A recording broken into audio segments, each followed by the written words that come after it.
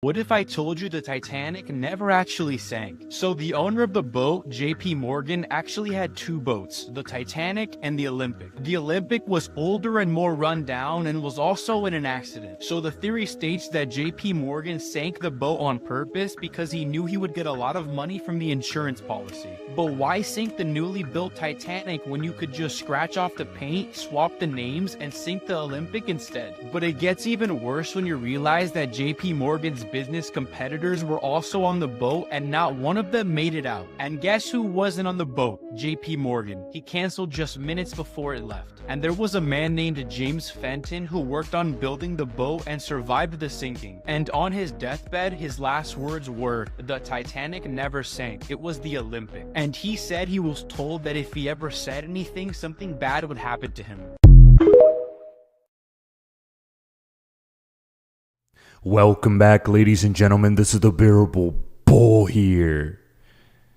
And man, do I have this aggressively average content for you today, as this is my first episode of the Aggressively Average podcast. How the elites sunk the Titanic to create the Federal Reserve System and inevitably bring on the Ripple XRP financial system. This is a passion project, something I've been working extremely hard on, and something I'm going to continue to deliver every single week, as the reason for starting this podcast is to shed light about the truth going on in the world. I've done my absolute best to highlight the world agenda for the future financial system, but I also think I'd be doing a disservice if I didn't highlight everything else at play on the world stage. There are many different agendas that lead to the overall takeover of the planet and the world we're heading into. But the financial agenda specifically is something I've been touching for a really long time.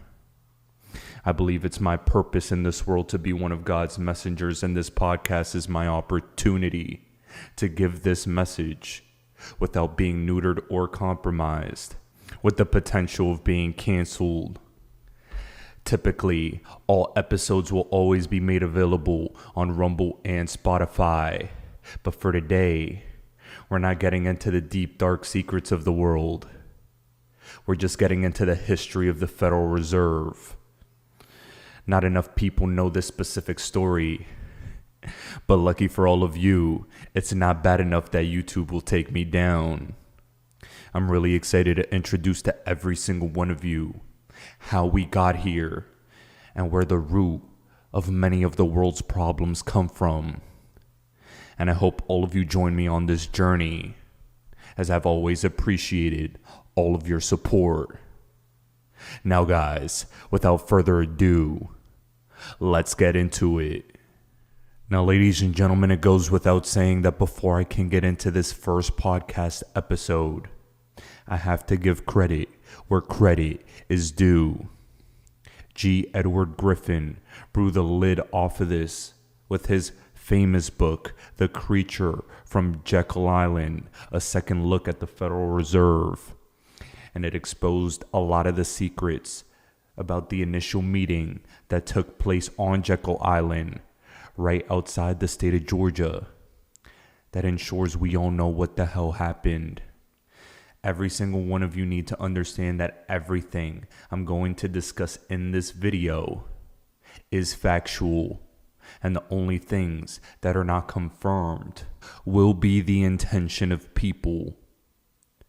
I cannot confirm anyone's intentions, but I can simply state facts, and you can put the pieces together and come up to your own conclusions. First and foremost, we need to understand that the beginning of the Federal Reserve System took place at the meeting at Jekyll Island from November 20th, 1910 to November 30th. It was a secret gathering on a secluded island called Jekyll Island off the coast of Georgia in 1910. And I want every single one of you to pay extremely close attention to the sequence of the years when things go into place, and how there are no coincidences on the world stage.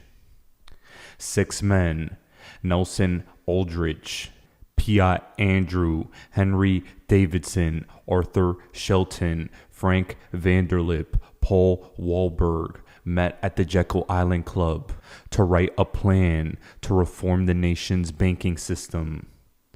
In addition, Benjamin Strong, Paul Warburg, J.P. Morgan need to be mentioned as key architects to this. The catalyst for this meeting at Jekyll Island was the Panic of 1907. This was a global financial crisis that was the inspiration and the reason that the Federal Reserve Act was able to get passed. And all of you can do your own deep dives into the Panic of 1907. But for right now, what I want to do is give you the words of G. Edward Griffin himself, discussing who exactly these men were that met that fateful day at Jekyll Island. Please take a listen and learn about the architects of this system. Over the concentration of financial power that was in the hands of a small group of very powerful and large banks in New York on Wall Street. This is what they called the money trust. That was the name. And it was a very popular expression in the newspapers. And quite a few politicians were elected to office on their campaign promise to break the grip of the money trust. President Wilson was one of those politicians, by the way. So that was the purpose of the National Monetary Commission, which was to propose legislation, which eventually became the Federal Reserve Act, to break the grip of the money trust over the financial markets of America. Aldrich was a business associate of J.P. Morgan. He was the father-in-law to John D. Rockefeller, Jr., which means, of course, that eventually he became the grandfather of Nelson Rockefeller, our former vice president. You remember his full name was Nelson Aldrich Rockefeller, so he derived his middle name from his famous grandfather. The second person at the meeting was Abraham Piot Andrew, who was Assistant Secretary of the Treasury.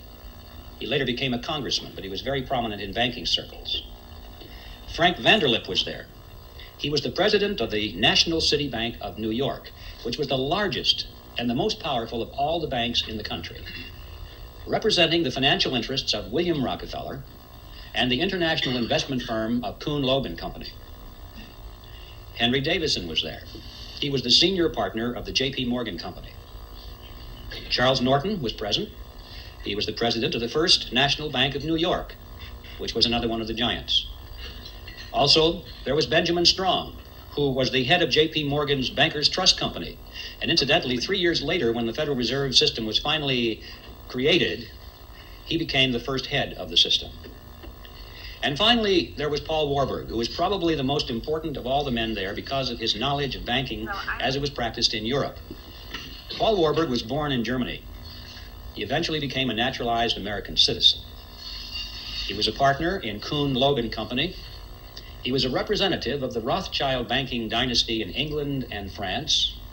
And through all the years of his banking in America, he remained in very close contact with his brother, Max Warburg, who was the head of the Warburg Banking Consortium in Germany and the Netherlands.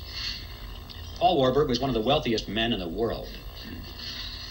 And those of you who are Little Orphan Annie fans, you'll remember Daddy Warbucks. Well, Paul Warburg was the real Daddy Warbucks, after whom that character was named. And everyone at the time knew it. I have his photograph in the book. If you'd like to compare his picture to the drawing rendition of Daddy Warbucks, you'll see the similarity between Warbucks and Warburg. And also, while we're on the subject of cartoon characters, anyone who's played Monopoly will remember the drawing of the capitalist with the handlebar mustache and the cigar. That's J.P. Morgan. Those are the 7 men who were on Jekyll Island. And as incredible as it may seem, they represented approximately 1/4 of the wealth of the entire world. And these are the men that sat around a table on Jekyll Island and created the Federal Reserve System. What's going on here? Should arouse our curiosity a little bit. It didn't just happen. What's the big deal here? What's wrong with a group of bankers getting together in private and talking about banking or banking legislation? And the answer to that question is provided by Vanderlip himself in the same article. He said, If it were to be exposed publicly that our particular group had got together and written a banking bill, that bill would have no chance whatever of passage by Congress. Why not? Because the purpose of the bill was to break the grip of the money trust. And ladies and gentlemen, it was written by the money trust. It's as simple as that. Had that fact been known from the very beginning, the public would never have accepted it as a means of breaking the grip over the money trust. And we would never have had a Federal Reserve System because the scam would have been exposed from the beginning. This was like having the fox build the hen house and install the security system. Now, ladies and gentlemen, isn't that a beautiful analogy? Keep that in your minds as we proceed. Now that you know a little bit about the people who were there at Jekyll Island, let's fast forward to one of history's most tragic events. On 1912, the Titanic sunk, and here is a list of 10 famous people who died on the Titanic. Here, first off, we have John Astor. He was a German-American millionaire who made his fortune in real estate and was the great-grandson of John Jacob Astor, who founded the Waldorf Astoria Hotel in New York. Benjamin Guggenheim, a famous rich passenger, heir to the family's mining business.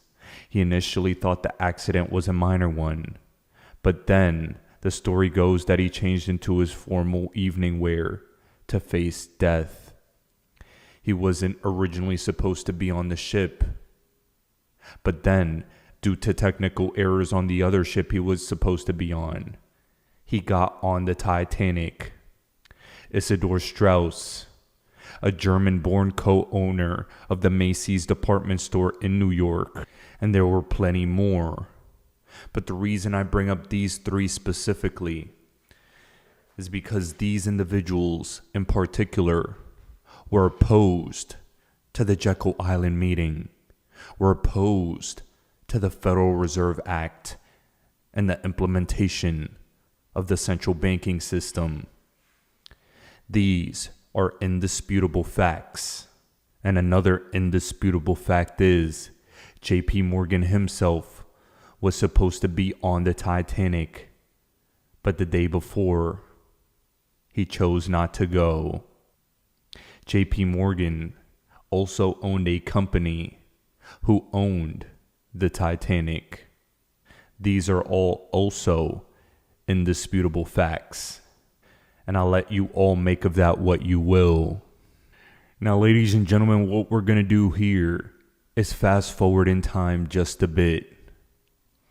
Now that you have a little bit of context with the people that went to Jekyll Island, the sinking of the Titanic, who the people who sunk on the Titanic were, and G. Edward Griffin's analysis of the situation, I'm going to take you to the date when the Senate passes the Federal Reserve Act.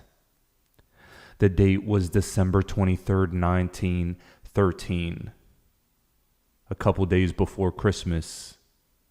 It was a last-minute bill that was attempted to get pushed through. And this specific act is one of those moments in American history that was so important that we need to look back at what happened the days where it was getting passed. Here, I have a powerful breakdown of what occurred on those days. And I want you all to think and ask yourselves if there's something fishy about how exactly things came together.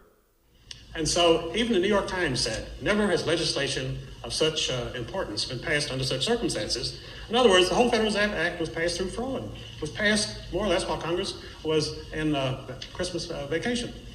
And so Wilson signed the act into law on December 23rd, practically Christmas Eve, and it became public law.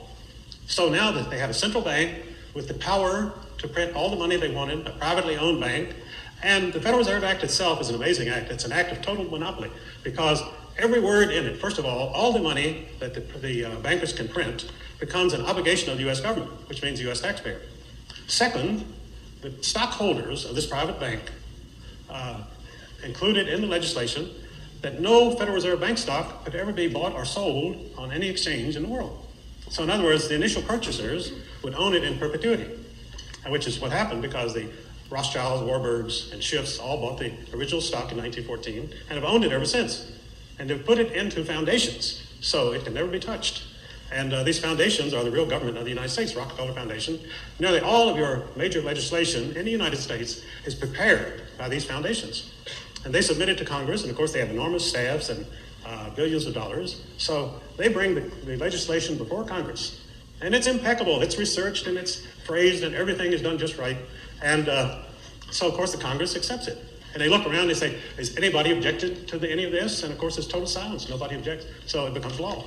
That's why you have laws constantly passed by Congress, which are actively opposed by 85% of the American people. Almost everything that's done in Washington is opposed by 85% of the American people.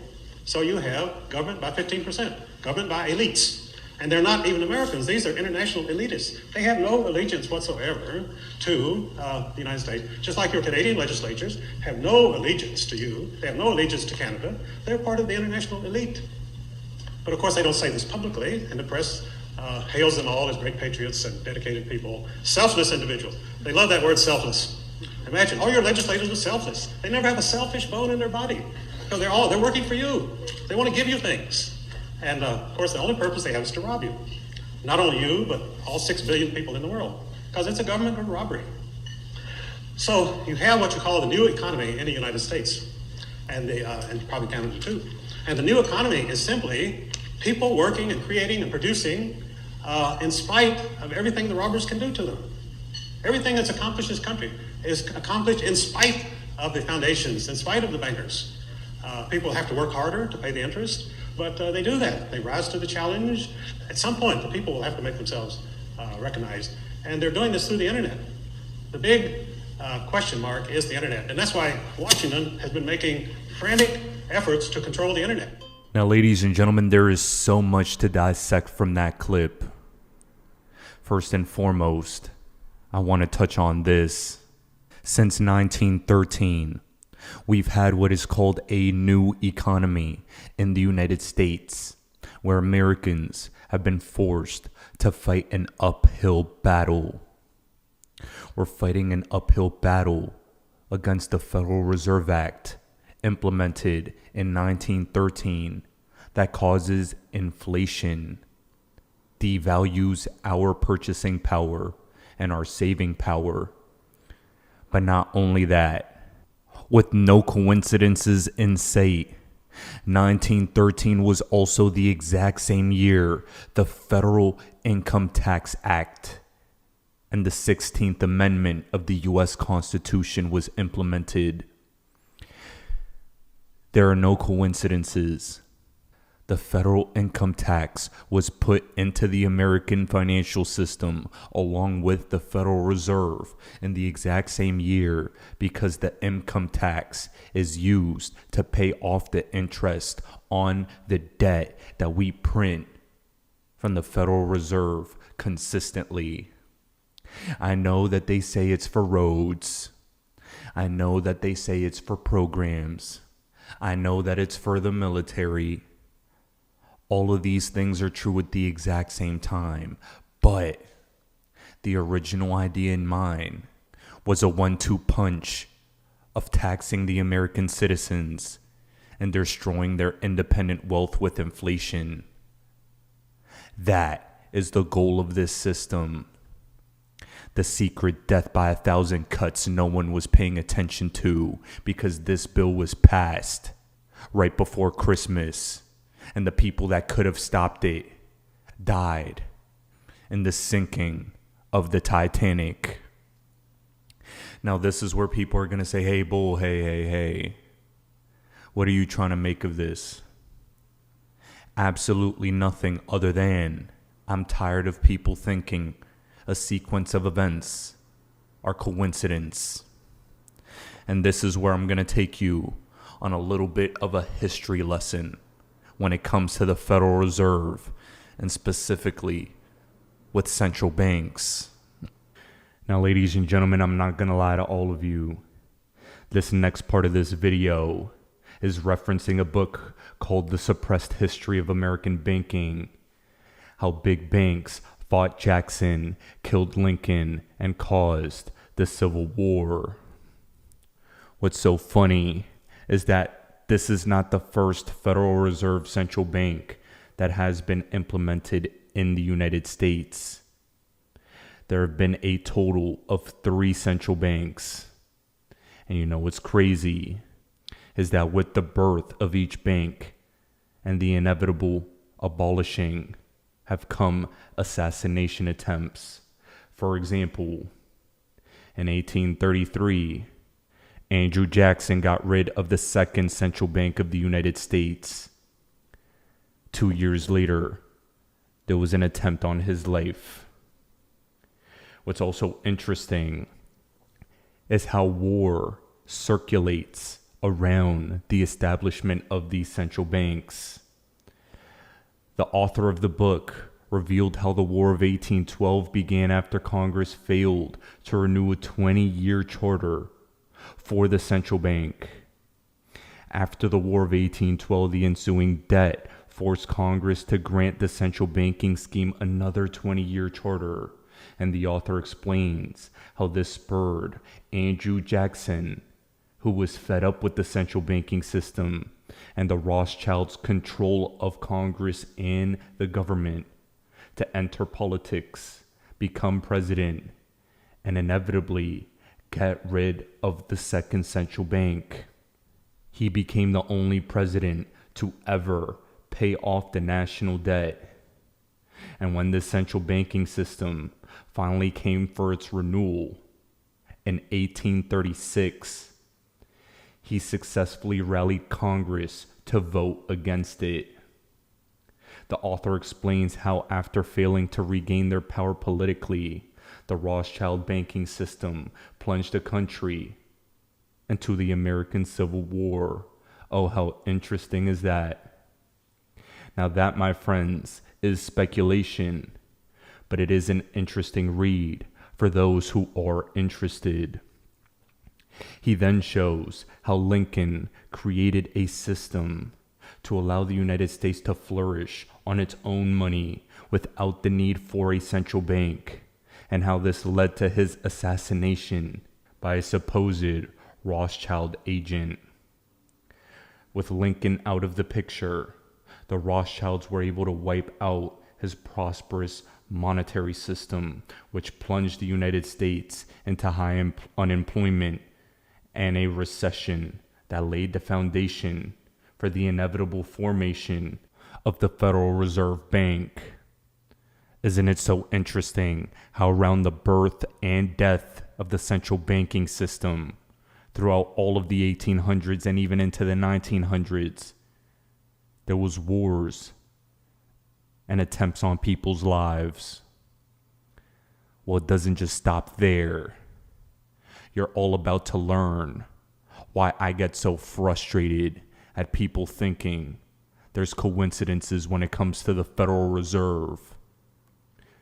Before I get into it, here's a brief clip of what I believe is one of the most important factors that the Fed uses in order to make money and establish power.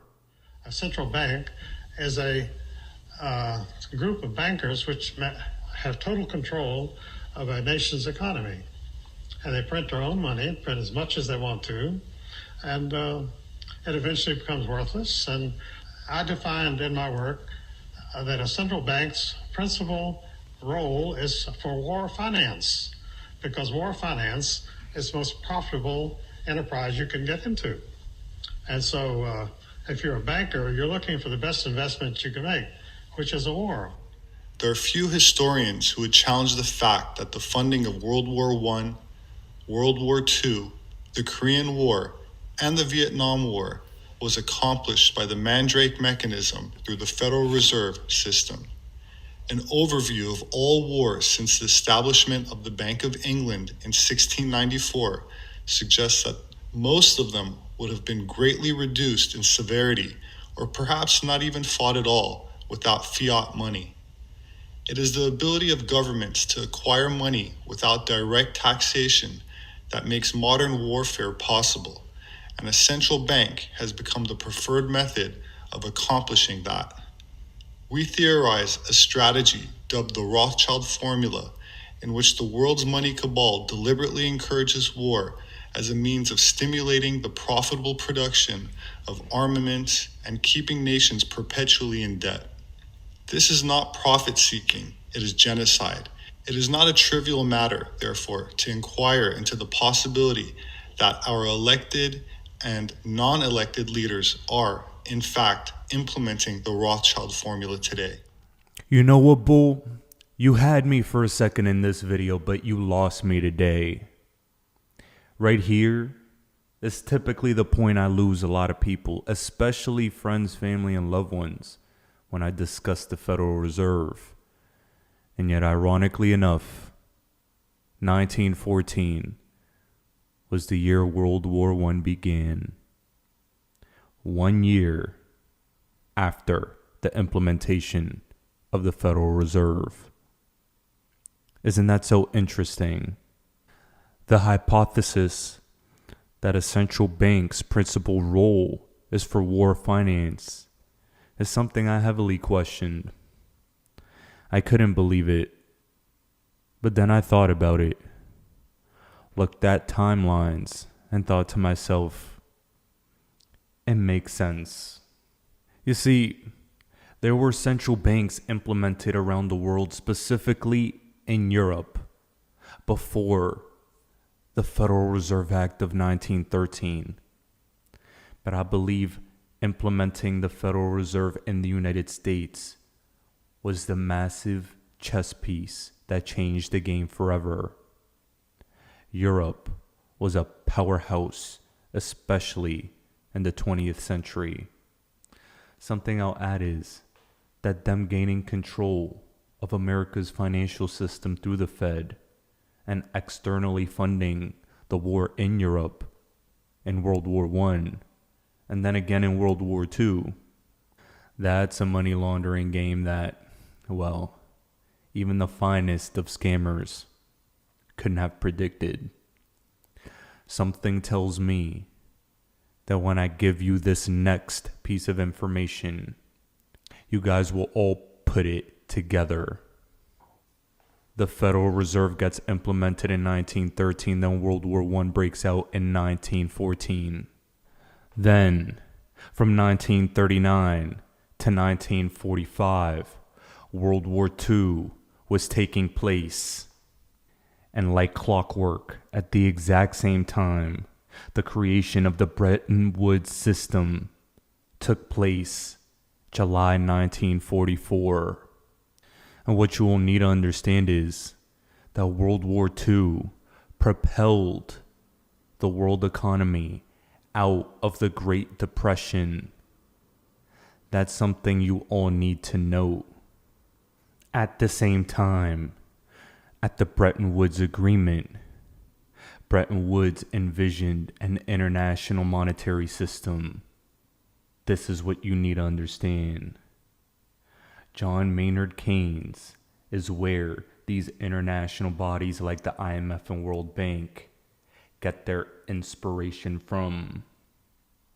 He called for the creation of a large institution with the resources and authority to step in when imbalances occur. Cough, cough, IMF. This was consistent in his belief that public institutions should be able to intervene in times of crisis. This goes all the way back to the crisis of 1907. That was the initial catalyst for enabling the Federal Reserve Act. The Keynes plan envisioned a global central bank called the Clearing Union, and this bank would issue a new international currency, the Bancor, which would be used to settle international imbalances. Each country would receive a limited line of credit that would prevent it from running a balance of payments deficit, but each country would also be discouraged from running surpluses by having to remit excess Bancor to the Clearing Union. Then, fast forward, as World War II ended in 1945, we also saw that the IMF came into formal existence December 1945. 29 member countries signed its Articles of Agreement, and then the countries agreed to keep their currencies fixed but adjustable within a 1% band to the dollar, and the dollar was fixed to the price of gold at $35 an ounce. Also remember, a decade prior, the confiscation of gold from Americans, and then the repricing of gold that occurred. Oh, ladies and gentlemen, this is something you need to be aware of. When big financial moves happen, there's always a crisis that comes with it. In enters Bretton Woods 2.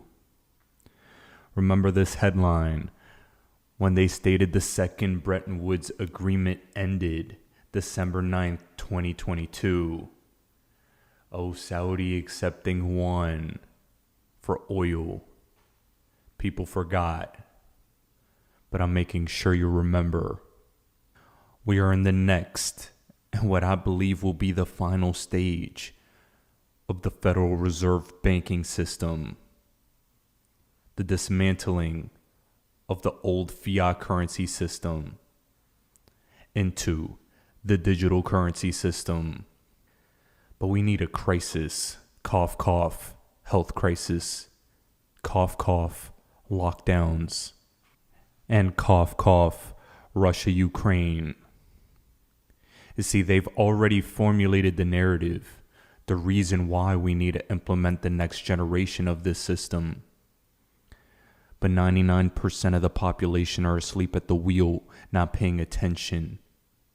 The BRICS nations have been adding new members to get away from the US dollar, as the past iteration of the global reserve currency is about to be abolished. The new one is waiting in the wings. You know, there's something I hate when it comes to the topics that I discuss, and it's these little semantic games communities like to play.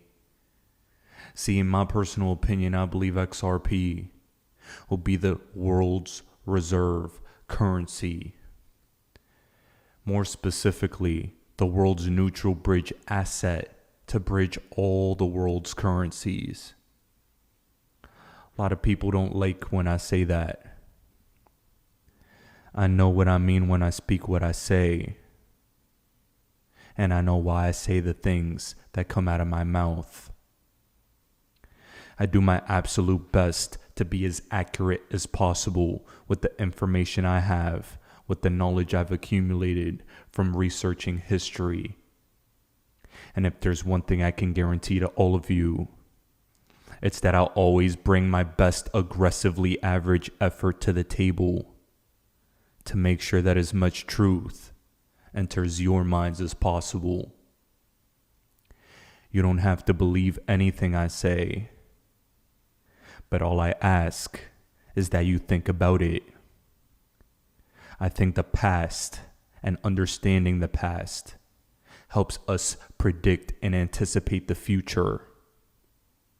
And as we look back in history today at how the Fed potentially came into place and what that means for the future, the next episode of this podcast is going to chime in on what the future holds, why certain agendas are being pushed in the mainstream right now. And we're really going to break the internet with this one. Ladies and gentlemen, this is the Bearable Bull here. Thanks for tuning in. As always, I appreciate every single one of you. And I'll be back next week with episode 2. Free humankind. It's in blue.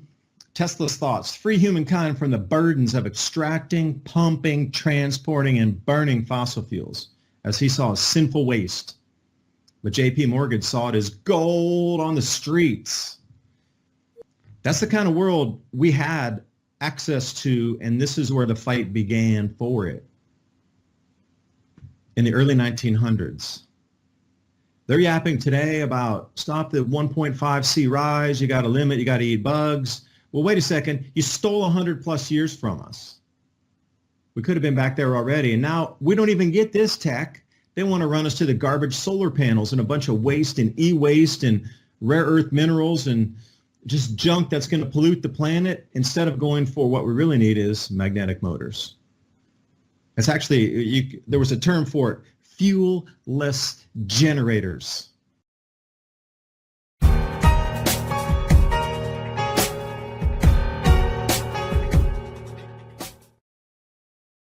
And welcome back for the second segment here, Many Ice Age Conversations. I'm your host, David Dubine, every other Friday from 2 to 3 p.m. right here on TV Uncensored.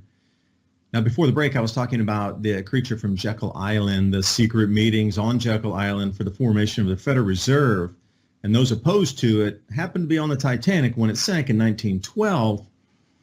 After the ratification and formation of the Federal Reserve, World War I starts just a year later. Unlimited money printing at that point. That was the first actual inflation to be seen, was the conflict. So from 1913 to 1918, the dollars at that time saw their first 5% reduction in value through the inflation of printing for the war effort. Again, America had to get lured in with Lusitania in World War I. Can't keep their fingers off the buttons on these things, can they? So this book right here, The Creature from Jekyll Island, G. Edward Griffin. Excellent. You must read it. Super thick book.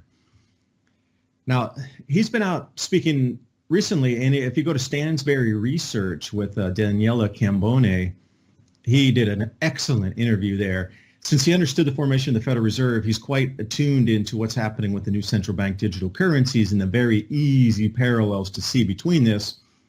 His words, not mine. The same people that interfere with the rollouts of the central bank digital currency will be eliminated. It's way easier to do today. Things happen, strange accidents, and anybody that's opposed to CBDC rollouts in countries or wanting to leapfrog disruptive technologies ahead of what they're supposed to roll out with the narratives of solar panels and windmills, if they want to jump ahead of that, well, that's not good either. So it seems if you have a lot of money and you're in the industry, you're kind of locked in. You can't go into the future because a lot of these people who have money are futurists that see it, and they just have to kind of, bite their tongue and stay back in the old, like I say, square cave world that we're living in. But what's so interesting, this is, when you talk about the Astors and the Strauss and the Guggenheims and these types of moneyed families, Morgans, et cetera, during that time, this is Fifth Avenue here, the row, the jaded mansions. Now, New York City with this many mansions in it, interesting. And then the wireless power connectors, what you would consider gates on the tops of the homes, that's all disappeared now. I mean, some of these structures are still there. But, the further you step back in time, it gets a little murky too. I think Tesla, had a bunch of his own inventions, but I think that he was also pulling something that was even further back in the past that's just been refound. Because you have to consider this. Just a quick FYI, if you didn't know, the Romans were using compressed air energy technologies, compressed air, where they knew the force of the air could actually spin something. They were using that back in the Roman era. And then there was a complete blackout until about 1750, and then we found compressed air technologies again in France. And we started using that. Pneumatics, think anything, pneumatic drills, pneumatic tools. Anything pneumatic was compressed air. Now, why is it that it was around in the Roman era until, let's say, I'll even give it 500 AD, and then it disappeared completely until 750 AD? Like, why is that gap there? Did nobody jump ahead in technologies, or were we reset naturally in cyclical cataclysms that took a while for humanity to reemerge, is the question. Like, where did all these mansions come from? Some asked. But speaking about banking, this is another thing here. This is the first bank in the United States ever. Left side is the lithograph, and you notice those really convenient, well-built wooden buildings right next door to it, sharing a wall. Gilded Age, I thought they would be all like this. Shouldn't every building be the same if they had the same technologies to build everything? And then we came to take a look at it close up today with better photography, and look at that Gothic, or I should say Roman Greek architecture. And that was supposedly the first bank built right next to all the pig slop and the mud streets and the brick buildings right next to it. And the things are made out of wood. Same neighborhood, cheap neighbors, bro. What are you thinking? So anyway, that's the story. That's the story we're given. So again, I want to jump back into some strangeness here. Now, Nikola Tesla, if you don't know, is the grandfather and the leading figure of wireless technologies, magnetic motors, and almost every electrical device that is in your home or you've ever seen or touched it has Nikola Tesla technologies and fingerprints all over it. You know, you might think about Edison with the light bulb, but he was put in place to bring out more infrastructure in the current system during the current wars, alternating current, direct current. The more infrastructure you could put out, the more money was needed for mining and the more raw materials were needed for that infrastructure build out for that new system for electrification. See, Tesla wasn't playing the game either. He's like, we don't need that. Nor was Westinghouse. Start to hear these names in history, and when you glue them together, it's like a little interesting.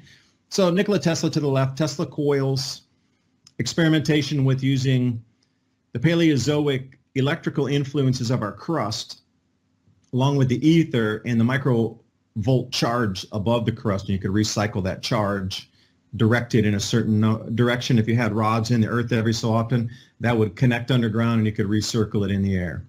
That's what wireless power was all about. And this is back in the early 1900s, late 1800s. So why haven't we experimented with that? And we're back at solar panels digging through the ground again.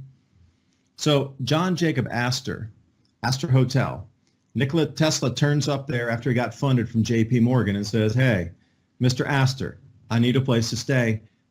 And he takes him under his wing, starts to learn about all these technologies. He's like, I wonder if we could power our hotel with this.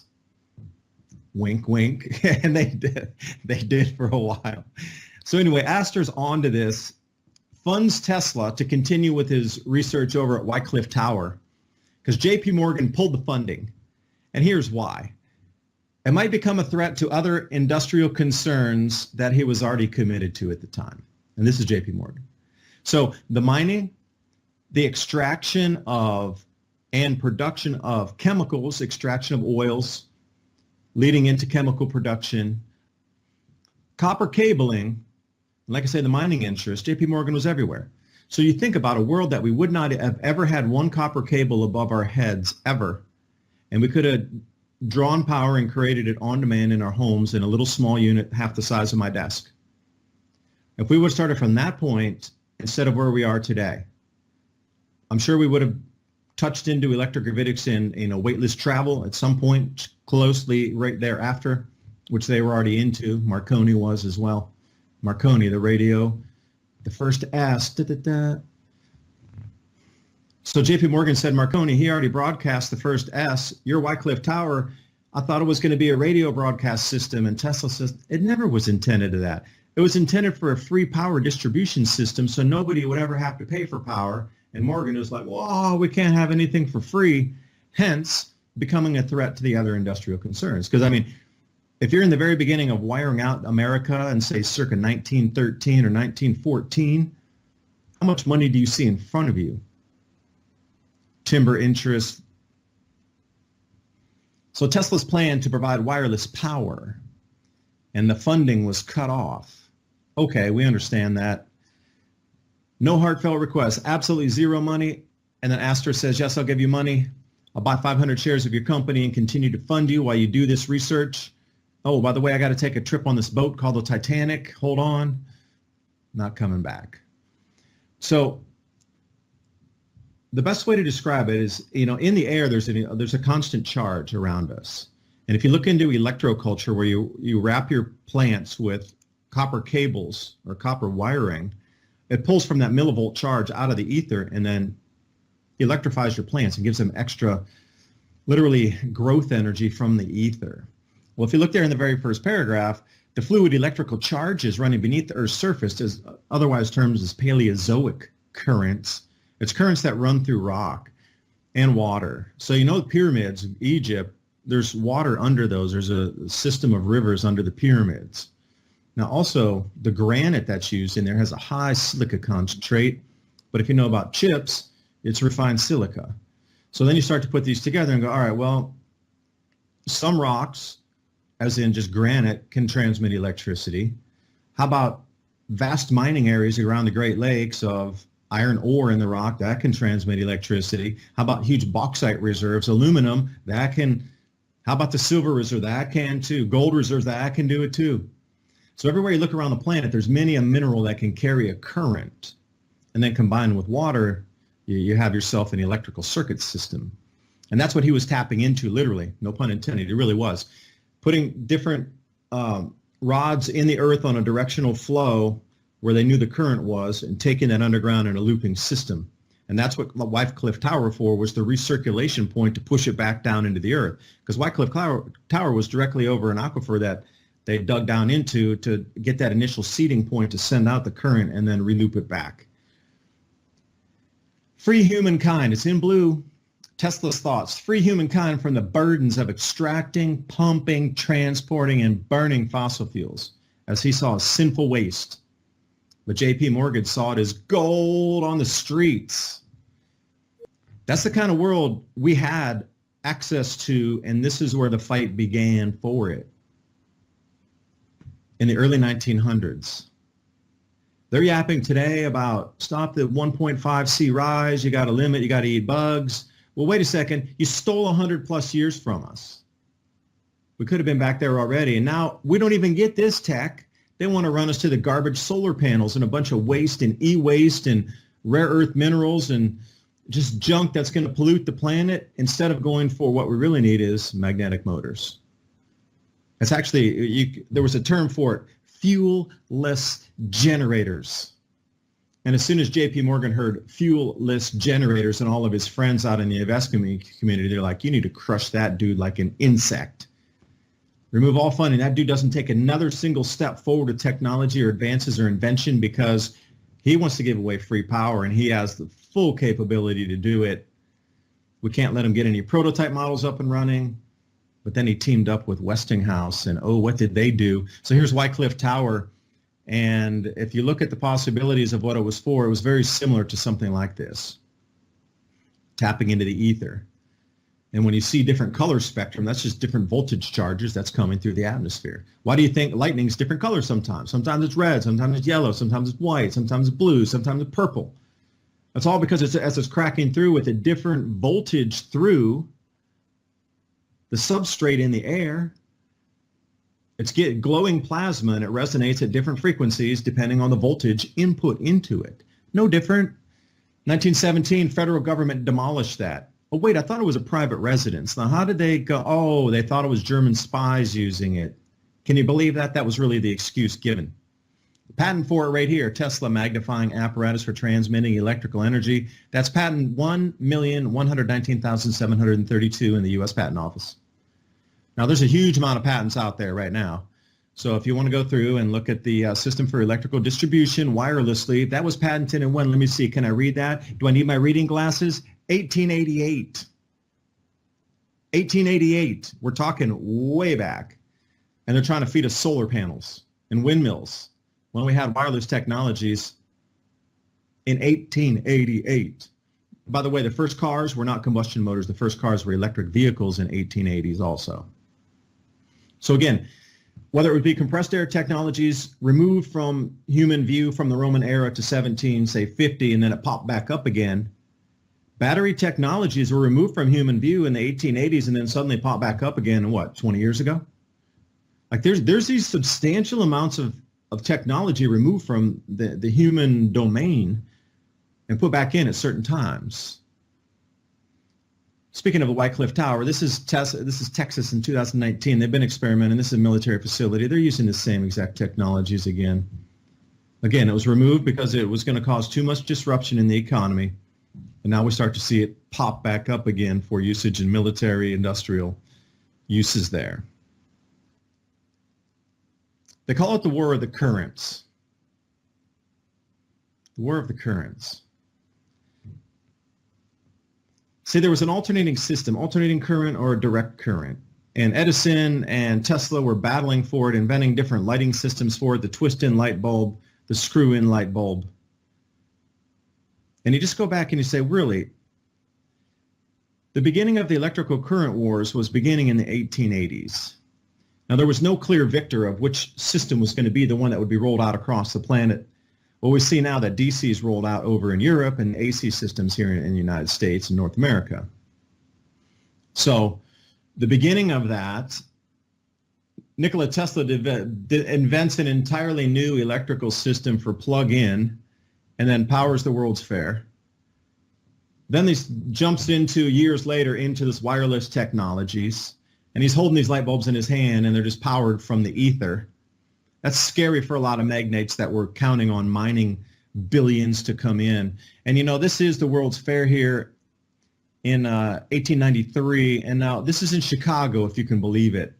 And then apparently after the World's Fair, they needed to destroy all these buildings because they just weren't good enough to leave there as like offices or museums or anything. So what you're seeing here is actual representation, really what was built out for the World's Fair in 1893. And here, Nikola Tesla, one of my favorite people in history. You know, this wireless technology is still here for us, but you as an inventor would need to go off and develop your own because there's no commercial place that you can buy these technologies. The patents are out there. You're just going to have to build your own and be super careful about it. Be careful. You can't commercialize it. You can never even talk about it. You don't do it in presentations. Don't talk about it. Don't mention it. Don't show your coupling systems. Just use it. That's still where we sit today. So when you have a billionaire out in Pakistan says, hey, let's just dust off some of these patents and roll them through the hills of Pakistan, what do you think the world magnates of today do you think are going to do? If they had that much power back in the 1880s, 1900s, 1913, form the Federal Reserve, start world wars, how far do you think it's come in the last 120 years of power grab and consolidation and allegiance to the dark powers? Nikola Tesla, these patents here, 1889, patent number 405,858, electric magnetic motor, meaning using the Earth's magnetic field. And then we have patent number 382,279, patent in 1888, a different type of magnetic motor. All right, so how does this work here? Shahzada Dawood spoke at the World Economic Forum, and the main involvement was for improving livelihoods of women, girls, and was how much opposed to the central bank digital currency rollout is still an unknown. You know, I've been digging down through a lot of articles. I'm trying to call some reporters over in Pakistan and ask. It's an unknown how much pushback there really was against the CBDC from their end of their consortium of companies vocally against it. Parendev magnetic motors, what is being rolled out or was planned to be rolled out in Pakistan, right here on your screen. I have the patents for you below, which I'll get to in just a second. So they're called Parendev magnetic motors, and what you need is neodymium magnets.